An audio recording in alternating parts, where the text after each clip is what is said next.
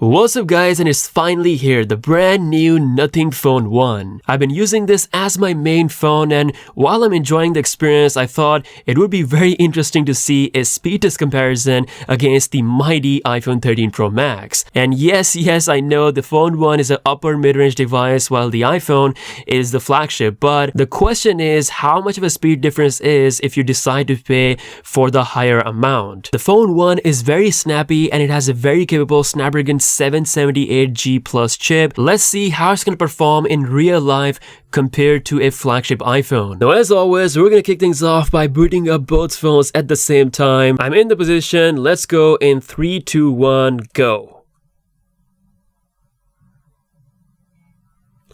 So before doing this, I obviously installed all the latest updates for the Nothing Phone 1, making sure that it has the best kind of optimization and enhancements to it.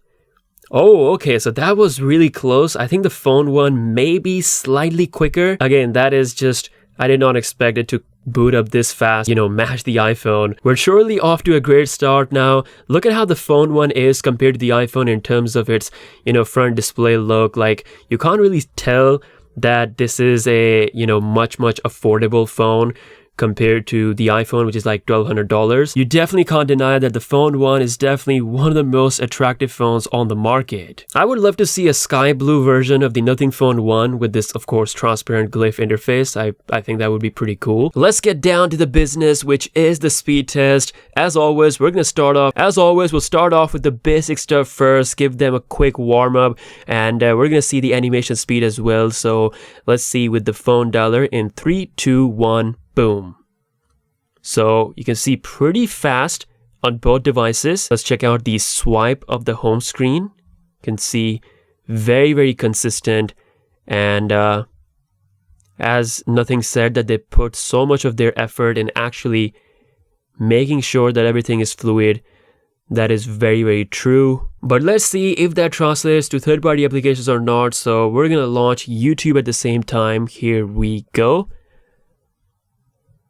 That is very quick on both devices. Let's quickly check out the animation speed, and that is very consistent, 120 Hertz on both devices. Going out, let's check out the first game of the test, which is going to be Subway Surfers, and this is where the iPhone can really flex its power and muscles with the faster game loading. And you can see it's not that fast actually. It was actually pretty close. This is a testament of how good the upper mid-range phones are these days. Moving on to TikTok on both phones, and Nothing Phone 1 was just so fast. Checking out TikTok, you can see it is keeping up with the iPhone pretty good, and once again 120 Hertz is consistent on both devices. Next, I'm going to jump quickly to Spotify, and that is definitely faster on the iPhone. Nothing took its time to load up the full account info and all the stuff that I like and everything. Next on the list is Twitter. That is once again very fast on both phones. Let's see the scrolling speed on both devices. Okay, that is definitely smoother on the iPhone. Okay, so now it's smooth on the Nothing, but if I scroll fast, then it definitely takes like a bit of a hit. Can definitely be optimized with the future update. Still not bad considering it's a $400 phone versus $1,200. Keep that price difference in mind. Next we have Instagram, and bit of a different feed on both phones, but you can see both were very quick. Again, the Nothing Phone did not take like long to load or anything. It was right close to the iPhone. Let's go ahead and check out my profile. That is very good on both phones. You can see there's a bit of a difference in the animation. Obviously, that's just Android and iOS. Let's see the Insta camera speed. So here we go. That is faster on the Phone 1. Let's try that again. That is once again faster on the Phone 1.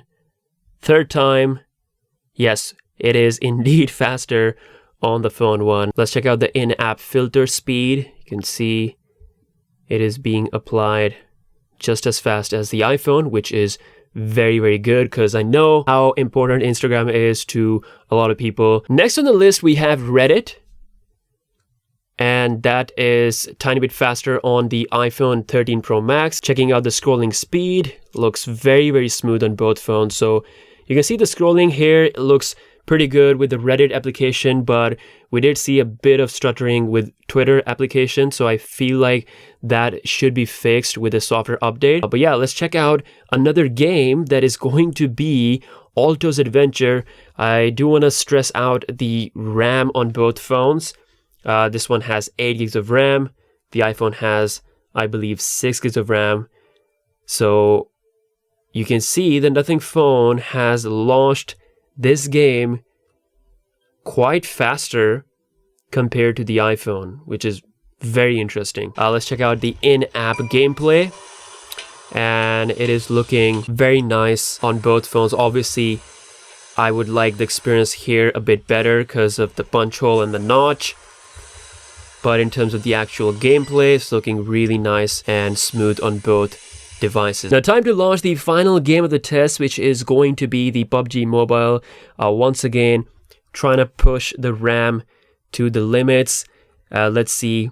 This is where the iPhone, once again, with heavy games, the iPhone can show its better performance. And you can see it is done, while the phone 1 is still taking its time. And it is done as well. I'm just going to start a match and see the in-app game loading time. See if the phone 1 can match that or not. Okay, so we are here already on the iPhone.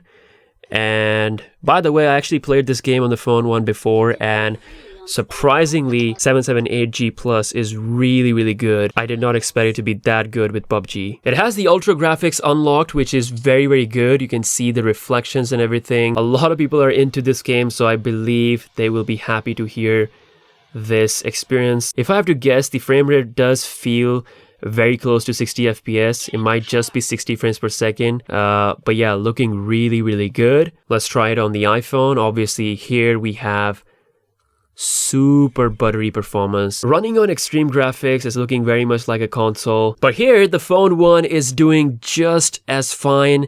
And once again, the price difference between these two phones is just incredible. Let's quickly exit the application and we're just gonna launch the last application of the day, which is the camera app.